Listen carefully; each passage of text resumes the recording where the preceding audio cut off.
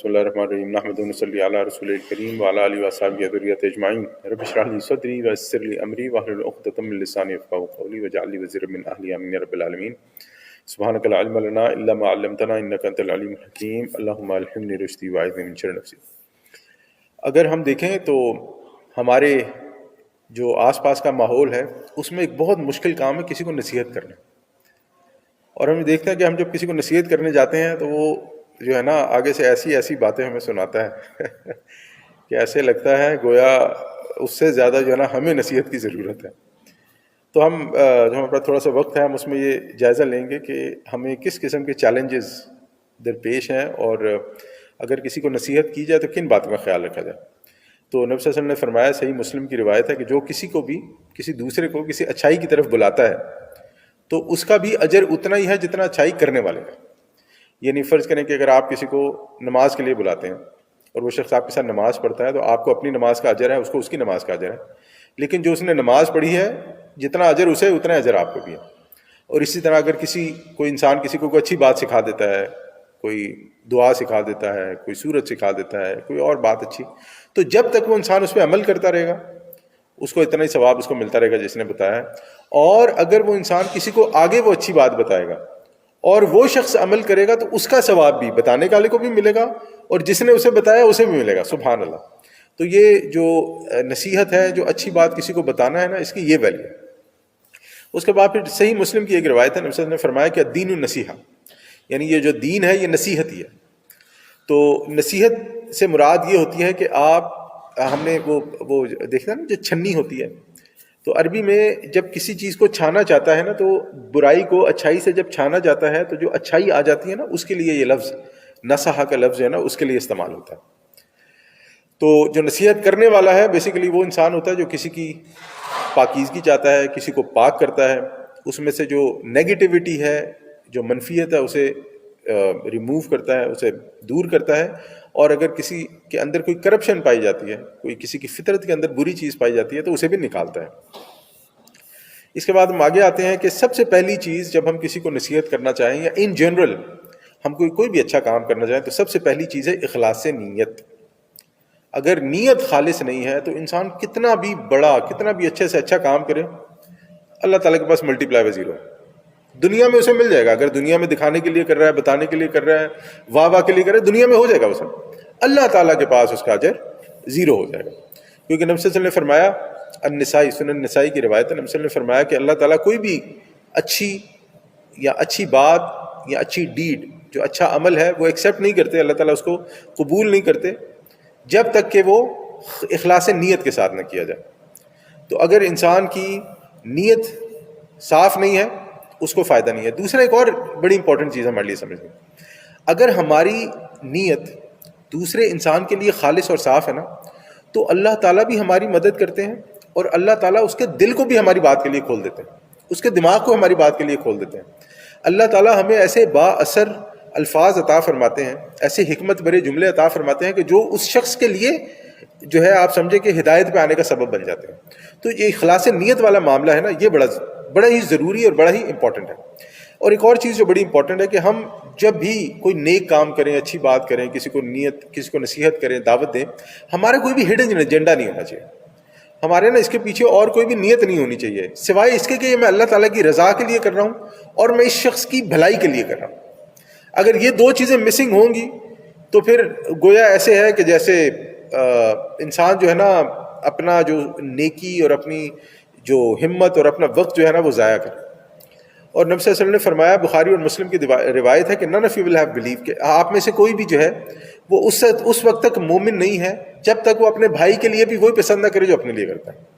دیکھیں اتنا ضروری ہے جب ہم کسی کو نیکی کی طرف، اچھائی کی طرف بلائیں، کسی کو نیکی کا مشورہ دیں۔ دوسری چیز جو سب سے بڑی دوسری چیز اخلاص کے بعد جو بہت ضروری ہے ہمارے لیے سمجھنی، وہ ہے کہ انسان کے اندر احساس برتری نہ ہو۔ یعنی اگر میں اپنے کسی بھائی یا بہن یا اپنے سے کسی بڑے یا چھوٹے کو بھی نصیحت کر رہا ہوں تو میرے ذہن میں یہ بات نہ ہو کہ میں اسے بہتر ہوں، کہ میرے اندر کہیں پر بھی احساس برتری نہ ہو کہ کیونکہ مجھے آتا ہے، کیونکہ میں عمر میں بڑا ہوں، کیونکہ میں زیادہ جانتا ہوں، میں اس لیے نہیں۔ یہ بات اللہ تعالیٰ کو سخت ناپسند ہے۔ اور جب یہ چیز انسان کے اندر عود کر آئے تو پھر اس کے لیے ہمارے نا وہ ایک بڑی مشہور حدیث ہے، آپ سب نے بھی سنی ہوگی، کہ صحیح مسلم کی روایت ہے کہ جو 3 لوگ جہنم میں سب سے پہلے پھینکے جائیں گے وہ کون ہے؟ نبی صلی اللہ علیہ وسلم نے فرمایا کہ ایک جو ہے نا وہ اسکالر ہے، یعنی عالم دین کا، ایک دوسری روایت میں ملتا ہے کہ جو قرآن کا قاری، بڑا خوبصورت پڑھنے والا. تو قیامت والے دن اللہ تعالیٰ جب اس کو بلائیں گے تو اللہ تعالیٰ پوچھیں کہ بتاؤ تم نے میرے لیے کیا کیا؟ تو کہے گا اعلیٰ میں تو عالم تھا، دین پھیلاتا تھا، یا میں قرآن پڑھتا تھا لوگوں کو. تو اللہ تعالیٰ فرمائیں گے نہیں، تم نا یہ اپنی واہ واہ کے لیے کرتے تھے، وہ دنیا میں مل گئی تمہیں، اب جہنم ہے تمہارا ٹھکانہ. اسی طرح ایک شہید کو بلایا جائے گا، اللہ تعالیٰ اس سے پوچھیں گے، وہ بھی کہے گا یا اللہ میں نے آپ کے راستے میں جان دے دی، دین کے لیے جان دے دی میں نے. اللہ تعالیٰ کہیں گے نہیں، تم نے جان اس لیے دی کہ لوگ کہیں بڑا ہی بہادر ہے، بڑا ہی خوبصورتی سے چڑھا، کیا بریو انسان ہے، کہتے ہیں نا. اللہ تعالیٰ کہتے ہیں وہ دنیا میں کہہ دیا گیا،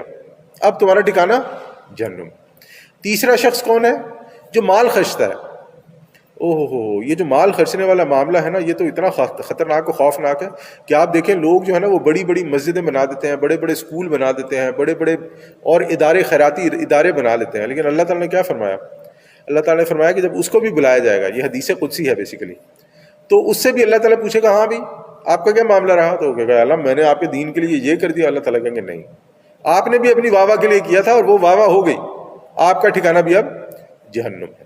تو یہ اتنا ضروری ہے کہ ہمارے اندر جب ہم کوئی نیک کام کریں، کوئی بھی اچھی بات کہیں، کسی کو نیکی طرف بلائیں، تو ہمارے اندر احساس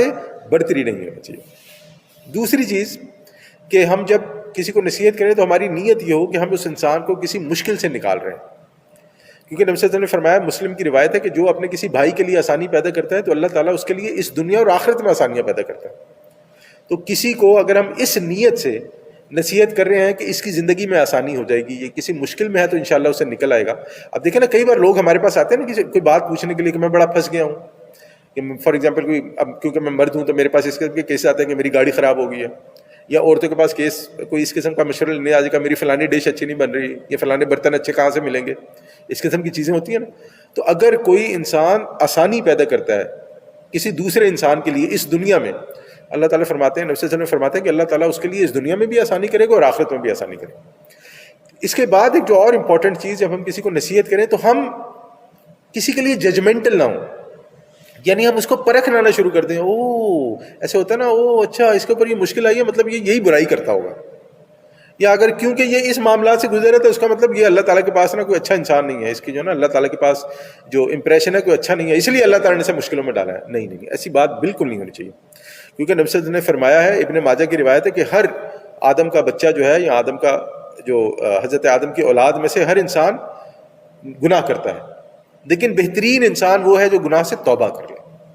تو ہم یہ دیکھیں گے کہ اگر ہمارے سامنے، ہم جانتے ہیں ایک شخص کو کہ برا ہے، گندا ہے، وہ گناہ بھی کرتا ہے، سب کرتا ہے، لیکن ہم اس کے لیے اپنے دل میں یہ ارادہ نہ کریں کہ اللہ تعالیٰ سے جہنم میں پھینک دیں. نہیں، ہم اس کے لیے اللہ تعالیٰ سے یہ دعا کریں کہ یا اللہ یہ اس سے نکل آئے، یا اللہ آپ اس کے دل کو پھیر دیں، یا اللہ آپ اس کے لیے آسانیاں پیدا کریں، اس کے لیے دین کا سمجھنا آسان فرما دیں، اس کے لیے نیکی کا سمجھنا آسان فرما دیں. تو انشاءاللہ اس میں کیا ہوگا کہ جب ہم کسی کے لیے ججمنٹل نہیں ہوں گے، ہم کسی کو اس کی جو موجودہ حالت ہے اس پہ جج نہیں کریں گے، پرکھیں گے نہیں، تو ہمارے لیے اس کے ساتھ جو آپ سمجھیں کہ کنیکٹ کرنا جو ہے نا وہ آسان ہو جائے گا. اور ظاہری بات ہے جب ہم ایسا کریں گے تو عزت جو ہے اس کا خیال رکھنا بھی ضروری ہے. یعنی اگر میں کسی کو اچھی بات بتا رہا ہوں، نیکی کی طرف بلا رہا ہوں، تو میں اس کی ڈس رسپیکٹ نہ کروں، اس کی بے عزتی نہ کروں، اس کو ایسا محسوس نہ ہونے دوں کہ وہ کوئی بڑا ہی گھٹیا اور چھوٹا اور نامعقول قسم کا انسان. ترمذی کی روایت ہے، نبی صلی اللہ علیہ وسلم نے فرمایا کہ وہ ہم میں سے نہیں ہے جو دوسروں پر رحم نہ کرے، جو اپنے سے چھوٹوں پر رحم نہ کرے اور اپنے بڑوں کی عزت نہ کرے. ترمذی کی روایت. تو اتنا ضروری ہے کہ جب ہم کسی سے بات کریں تو ان اخلاقیات کا، جسے کہتے ہیں مینرز کا، جو ہمیں اخلاقیات اللہ اور اس کے رسول صلی اللہ علیہ وسلم نے بتائی ہیں، ہم ان کا دھیان رکھیں، بڑوں کے ساتھ عزت سے، تمیز سے پیش آئیں جب ہم بات کریں. کیونکہ ہوتا ہی ہے جب آپ بڑوں کو نصیحت کرتے ہیں نا تو انہیں اچھی نہیں لگتی، اور اسی طرح جب چھوٹوں کو کرتے ہیں تو چھوٹے ہو سکتا ہے منہ پہ کچھ نہ، لیکن بعد میں ہو سکتا ہے پتہ نہیں کیسی کیسی باتیں سننے کو ملیں. تو ہم لوگ یہ رکھیں گے. تیسری چیز، یا تیسری تو نہیں کہنی، جو اگلی چیز وہ یہ ہے کہ ہم لوگ حکمت سے کام لیں. دیکھیں کئی بار کیا ہوتا ہے کہ ہمارے لیے معاملہ کچھ بھی نہیں ہوتا، ہم کہتے ہیں یہ کہے تو بڑا آسان معاملہ ہے، اس میں کون سی مشکل بات ہے، لیکن ہو سکتا ہے دوسرے شخص کے لیے بہت ہی سینسٹیو ہو. وہ شخص پتہ نہیں کس بیچارہ مشکل سے گزر رہا ہو، کن پریشانیوں سے گزر رہا ہو. دیکھیں کئی بار ایسا ہوتا ہے نا کہ کوئی ایک بات آتی ہے، یہ ہمارے سمجھنے کے لیے ہے کہ کئی بار ایسا ہوتا ہے کہ کوئی ایک معاملہ ہمارے سامنے، مثلا میرے سامنے سے ایک لال گاڑی گزر گئی فار ایگزامپل. اب وہ کیا پتا کہ وہ لال گاڑی کسی میرے بڑے ہی عزیز، میرے بڑے محسن، میری بڑے کسی والد صاحب کے، کسی کے پاس لال گاڑی ہوتی ہے ویسی جیسی گزری ہے. اب میرے لیے اس لال گاڑی سے ایک ایموشنل اٹیچمنٹ بن گئی اور میں نے کہا واہ یار بڑی خوبصورت گاڑی ہے، یا اور میں کوئی اس سے ایموشنل، اور کوئی دوسرا بندہ تھا وہ چھوڑو یہ تمہارا تو کام ہی ہے گاڑیوں کے بارے میں بات کرنا. اب دیکھیں دکھنے میں تو کچھ بھی نہیں لگا، لیکن ایک انسان پتہ نہیں کن ایموشنل جو ہے نا وہ جذبات سے گزرتا ہے، کیسی جذباتی چیزوں سے گزرتا ہے. دوسرا بندہ جو ہے وہ اٹھا کے ایک دم کوئی ایسی بات کر دے کہ جو اس انسان کے جذبات پہ بڑی بھاری پڑے. تو یہ تو ایک نارمل حالات میں بات ہوگی. تو جب ہم کسی کو کسی مشکل میں دیکھیں، پریشانی میں دیکھیں، یا ہم کسی کو نصیحت کرنا چاہ رہے ہیں، اچھی بات بتانا چاہ رہے ہیں، تو ہم اس بات کا دھیان رکھیں کہ ہمارے الفاظ کا چناؤ ایسا ہو کہ دوسرا انسان اپنی حد تک اپنی بے عزتی محسوس نہ کرے، اسے ایسا محسوس نہ ہو کہ ہم اسے چھوٹا دکھانا چاہ رہے ہیں. اور یہ عموماً کلچرل پرابلمس کی وجہ سے بھی ہو جاتا ہے کہ کئی بار لوگ کسی ڈفرینٹ کلچرل بیک گراؤنڈ سے آتے ہیں، فیملی بیک گراؤنڈ سے آتے ہیں، اور اپنے الفاظ کو بہت دھیان سے استعمال کریں گے، بہت سوچ سمجھ کے انتخاب کریں گے اپنے الفاظ کا. دیکھیں نبی صلی اللہ علیہ وسلم کی زندگی میں ہمیں ملتا ہے کہ نبی صلی اللہ علیہ وسلم کو بہت برے الفاظ کہے گئے. یعنی میں تو بار بار کہتے ہوئے بھی شرم آتی ہے کہ نبی صلی اللہ علیہ وسلم کے لیے کیا کیا گھٹیا اور غلیظ الفاظ استعمال کیے گئے. لیکن جب نبی صلی اللہ علیہ وسلم کو موقع ملا تو انہوں نے ایسی کوئی بات نہیں کی، انہوں نے کوئی ایسا لفظ اپنے مخالفین کے لیے استعمال نہیں کیا، بلکہ جب وہ مکہ میں داخل ہوئے تو انہوں نے معافی کا اعلان کر دیا، سوائے چند ایک لوگوں کے لیے جو ایکسیپشن تھے. تو ہمارے لیے یہ بھی بڑا ضروری ہے. اس کے بعد اور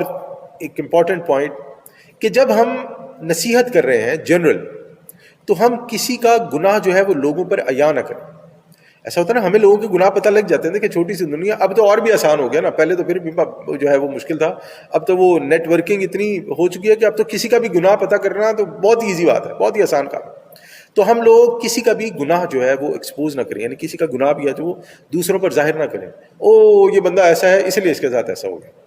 یا میں تمہیں نصیحت کر رہا ہوں کیونکہ تم ایسے ہو. نہیں، ہم ایسا نہیں کریں گے. نبی صلی اللہ علیہ وسلم نے فرمایا، مسلم کی روایت ہے کہ جو کسی دوسروں کے گناہوں کی پردہ پوشی فرمائے گا، کسی دوسروں کی گناہوں کی پردہ پوشی کرے گا تو اللہ سبحانہ و تعالیٰ اس دنیا میں اور آخرت میں اس کے گناہوں کی پردہ پوشی کریں گے. اور دیکھیں ہم سب جانتے ہیں کہ ہم سب اپنی زندگی میں، ہماری ساری ہم سب کی زندگی میں کوئی نہ کوئی ایسے لمحے ہوتے ہیں، کوئی نہ کوئی ایسی چیزیں جو ہم چاہتے ہیں کسی کو نہ پتہ لگے. یعنی اگر وہ اللہ تعالیٰ دوسروں پہ کھول دے تو ہم تو شرم سے مر جائیں. تو اسی لیے نا جیسے ہماری زندگی میں ایسے لمحے ہم نہیں چاہتے نا کسی کو پتہ لگے، اس طرح سب کی زندگی میں ہوتے ہیں. تو ہم بھی یہ کوشش کریں گے کہ اگر ہم کسی کے سامنے بیٹھے کوئی بات کر رہے ہیں تو ہم کبھی بھی کسی دوسرے کی برائی کو ریفرنس نہ بنائیں. اس کے بعد جو سب سے ضروری چیز ہے،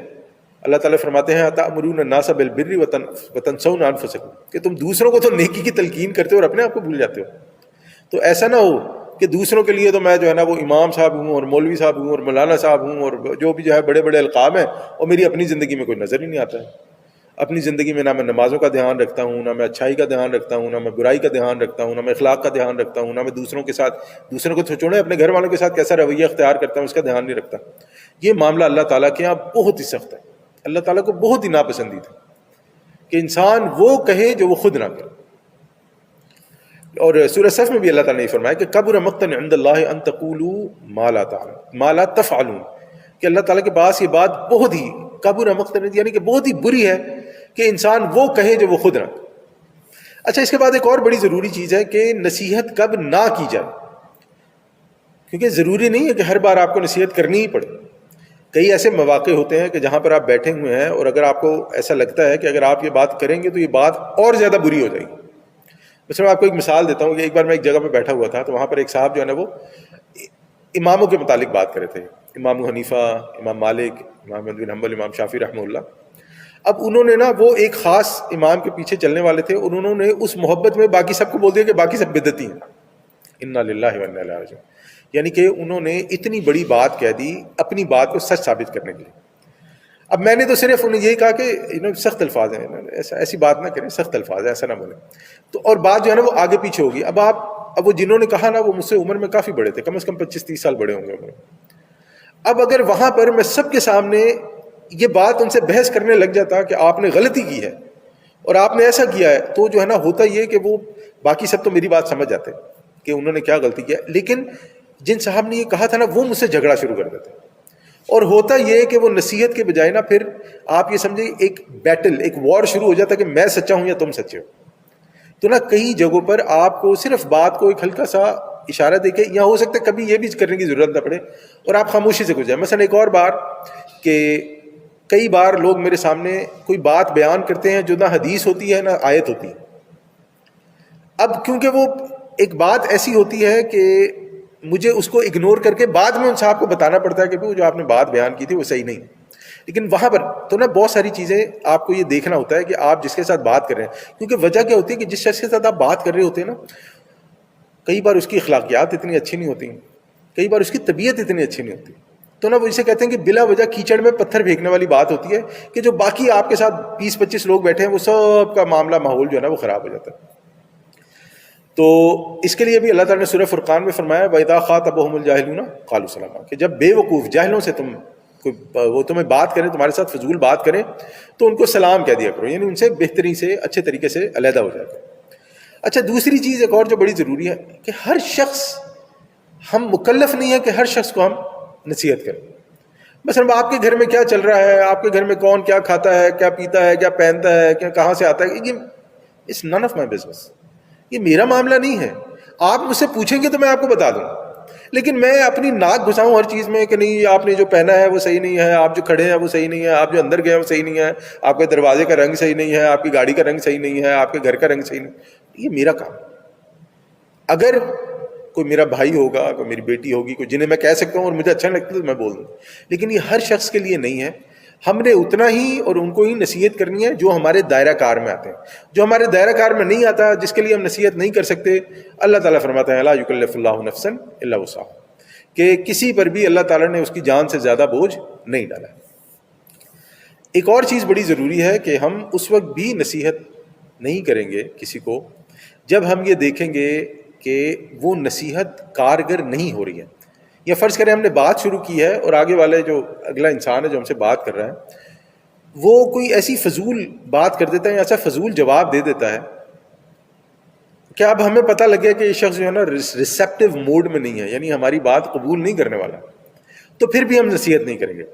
اب جیسے حضرت ابراہیم علیہ السلام والا معاملہ ہم دیکھیں کہ جب حضرت ابراہیم علیہ السلام نے اپنے والد کو نصیحت کی، انہوں نے کہا کہ ابا جی آپ یہ کیا اپنے ہاتھ سے ہی بت بناتے ہیں، پھر نہیں کوئی پوچھتے ہیں، یہ تو بڑی غلط بات ہے. تو ابا جی جو تھے وہ چیف پریسٹ تھے، حالانکہ اپنے وہاں کے وہ جو تھے چیف پریسٹ تھے، وہ جو بت بنانے والے ہیں ان کے بڑے کام کرنے والے تھے، کاریگر تھے. تو انہوں نے کہا کہ دیکھو تم باز آ جاؤ ورنہ تمہیں گھر سے نکال دوں گا. لیکن پھر انہوں نے گھر سے نکال بھی دیا. اب حضرت ابراہیم نے یہ نہیں کیا کہ وہ بار بار گھر آتے تھے پھر نصیحت کرتے تھے، پھر گھر آتے تھے پھر نصیحت کرتے تھے. تو ہمارے لیے یہ بھی جاننا بڑا ضروری ہے کہ ہم جن کو نصیحت نہیں کر سکتے، جو ہماری نصیحت پہ پورا نہیں اتر سکتے، ہم انہیں نصیحت نہیں کریں گے، لیکن ہم ان کے لیے دعا کرتے رہیں گے، ہم ان کے حق میں دعا کرتے رہیں گے، اللہ تعالیٰ سے بولتے رہیں گے یا اللہ ان کے دل کو نرم فرمائے، یا اللہ ان کے لیے ہدایت کو آسان فرمائے، یا اللہ ان کے لیے دین کو سمجھنا آسان فرمائے. اور اگر آپ کسی کو نصیحت نہیں کر سکتے، یہ بھی ہوتا ہے نا، ضروری تو نہیں ہے کہ آپ ہر کسی کو نصیحت کر سکیں. تو اگر آپ کسی کو نصیحت نہیں کر سکتے تو پھر آپ جیسے ہم نے ابھی بات کی کہ اس کے لیے دعا کرتے رہیں گے. صحیح مسلم میں نبی صلی اللہ علیہ وسلم نے فرمایا ہے کہ جو بھی مسلمان اپنے کسی بھائی کے لیے اس کی پیٹھ پیچھے دعا کرتا ہے، یعنی کہ جب وہ انسان موجود نہیں ہے اور اس کے لیے دعا کرتا ہے تو اللہ تعالیٰ ایک فرشتے کو بھیج دیتے ہیں، اور وہ فرشتہ اس انسان کے لیے وہی دعا کرتا ہے جو وہ کسی دوسرے کے لیے کرے. تو ہم لوگ بھی جب اسی طرح کس سے ملیں نا تو ہم ان کو بھرپور دعائیں دیں کہ اللہ تعالیٰ آپ کے لیے آسانیاں کرے، آپ کی عمر میں برکت دے، آپ کے رزق میں برکت دے، آپ کے بچوں میں برکت دے، آپ کے گھر میں برکت دے، اللہ تعالیٰ آپ کے لیے یہ دے، آپ جو بھی. بس یہ سوچ لیں کہ آپ جو بھی اسے کہہ رہے ہیں نا، ایک فرشتہ پیچھے کھڑا ہے آپ کے، اور وہ فرشتہ اللہ تعالیٰ سے دعا کر رہا ہے کہ اللہ اس کے لیے بھی، یا اللہ اس کے لیے بھی، یا اللہ اس کے لیے بھی. تو یہ جو ہے نا وہ چند ایک چیزیں نصیحت کے معاملے میں جو عرض کی ہیں یہ بڑی ضروری ہیں ہمارے لیے سمجھنا، کہ نصیحت والا معاملہ اتنا آسان نہیں ہے یا اتنا ہلکا نہیں ہے جتنا ہم لے لیتے ہیں. اور نصیحت کے معاملے میں ہمیں کوشش کرنی چاہیے کہ ہم اللہ تعالیٰ کی ہدایات، نبی صلی اللہ علیہ وسلم کی سنت جو رہی ہے اس پہ عمل کریں، اور یہ بھی ہمارے ذہن میں رہے کہ ہم جو بھی نیک کام کر رہے ہیں، نصیحت کے علاوہ جو بھی نیک کام کر رہے ہیں، ہم ہمیشہ اپنا محاسبہ کرتے رہیں کہ ہم وہ نیک کام صرف اور صرف اللہ تعالیٰ کی رضا کے لیے کر رہے ہیں، اور وہ ہم نیک کام اس لیے کر رہے ہیں کہ آخرت میں ہمارے درجات بلند ہو جائیں، اور وہ ہم نیک کام اس لیے کر رہے ہیں کہ قبر میں ہماری زندگی آسان ہو جائے. اور وہ ہم نیک کام اس لیے کر رہے ہیں کہ آخرت میں اللہ تعالیٰ ہمیں جنت میں اونچے سے اونچا درجہ دے. اور یہاں پر اس بات کی طرف میں اشارہ کروں گا کہ اگر ہم نیک کام کر رہے ہیں تو ہم ان نیک کاموں کو اپنی برائیوں سے نہ بدلنا شروع کر دیں. شیطان کا نا ایک بہت بڑا ٹریپ یہ بھی ہے، شیطان کا نا ایک بہت بڑا جو ہمارے ساتھ جسے کہتے ہیں نا شریعنتر رچتا ہے، ہندی کا یہ لفظ مجھے بڑا پسند ہے، کہ وہ جو کانسپیریسی تھیوری کرتا ہے نا شیطان ہمارے دماغ میں کیا ڈالتا ہے، کہتا ہے دیکھو اب تم اتنی نمازیں پڑھتے ہو، روزے رکھتے ہو، تہجدیں پڑھتے ہو، تم امام بھی ہو، تم جو خطبے بھی دیتے ہو، اگر یہ تھوڑی سی برا کام کر بھی لیا تو کون سی بری بات. یہ بہت خطرناک معاملہ ہے. دیکھیں ایک انسان نا گناہ میں ملوث ہو جاتا ہے، یعنی کہ کمزور پڑ گیا، اس سے نہیں رہا گیا، اس سے کمزوری ہو گئی، جو بھی ہو گیا، دوستوں کے ساتھ بیٹھا تھا وہ، لیکن اس کا ارادہ نہیں ہوتا وہ کرنا. لیکن ایک انسان ہے جو یہ سمجھتا ہے کہ میرے لیے برائی کرنا کوئی بات نہیں ہے کیونکہ میں اچھے کام کرتا ہوں. ان دونوں کی سوچ میں بہت بڑا فرق ہے. تو جو اللہ تعالیٰ بار بار فرماتے ہیں نا کہ اللہ تعالیٰ غفور ہے، رحیم ہے، معاف فرمانے والا ہے، اللہ تعالیٰ تمہاری گناہوں کو یا برائیوں کو نیکیوں سے بدلنے والا ہے، تو وہ اس سلسلے میں ہے کہ انسان بھرپور کوشش کر رہا ہے اچھا کام کرنے کی، انسان بھرپور کوشش کر رہا ہے اسے کوئی غلطی نہ ہو، کوئی کوتاہی نہ ہو، لیکن اس کے باوجود ہو جاتی ہے، وہ برائی میں پڑ جاتا ہے، کمزوری میں برائی کر جاتا ہے، اور جیسے ہی اسے احساس ہوتا ہے تو وہ اللہ تعالیٰ کی طرف پلٹتا ہے اور اس بات کا پکا ارادہ کرتا ہے کہ اب نہیں، بس جو ہونا تھا وہ ہو گیا، اب نہیں میں کروں گا. ہو سکتا ہے دوبارہ ہو جائے، وہ ایک بات کی بات ہے، لیکن اس مومنٹ پہ جب وہ اللہ تعالیٰ سے توبہ کر رہا ہے اس وقت اس کے دل میں پکا ارادہ یہ کہ اللہ اب نہیں کروں گا، میں اللہ اب انشاءاللہ میں بالکل اس کی طرف نہیں پلٹوں گا، آپ مجھے معاف فرما دیں، میرے ساتھ آپ رعایت والا معاملہ فرمائیں اور مجھ پہ اپنی رحمت فرمائیں، مجھے جو ہے آپ کسی مشکل میں ہیں، مجھ سے جو آپ ناراض نہ ہوں. تو یہ معاملہ جو ہے انشاءاللہ اللہ تعالیٰ غفور بھی ہے، رحیم بھی ہے، رحمان بھی ہے، اللہ تعالیٰ گناہوں کو بھی معاف کرنے والا ہے. تو یہ چند ایک باتیں تھیں ہمارے پاس جو آج ٹائم تھا، میں نے سوچا کہ اس میں جو ہے نا یہ باتیں بیان کر دی جائیں. تو اس میں جو بھی اچھا تھا وہ اللہ تعالیٰ کی طرف سے تھا، اگر کوئی غلطی تھی، کوئی کوتاہی تھی تو میری کمزوری تھی، اللہ تعالیٰ مجھے معاف فرمائے اور میرے لیے جو ہے وہ دین کو سمجھنا اور سمجھانا آسان فرمائے. تو ہم اللہ تعالیٰ سے دعا کرتے ہیں کہ ہم نے جو بھی سنا اللہ تعالیٰ اس پہ سمجھنے کی، اس پر عمل کرنے کی توفیق عطا فرمائے. وصلی اللہ تعالیٰ علی خیر خلقہ اجمعین برحمتک یا ارحم الراحمین وآخر دعوانا ان الحمد للہ رب العالمین.